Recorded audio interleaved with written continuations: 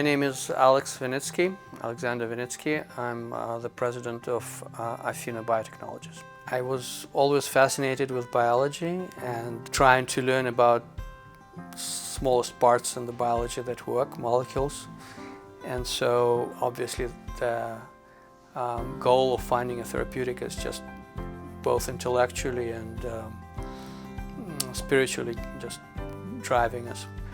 When two or more macromolecules interact at the interface, there are spaces available. And in that space you can drop in sort of a dollop of a glue or a shim. And so we find molecules that act as such shims, and we actually call them shims. They are small hyperinteraction modulators. That enables us to say, well, here's a target. This is a complex of molecules that's within the cell. It's not accessible to biologics.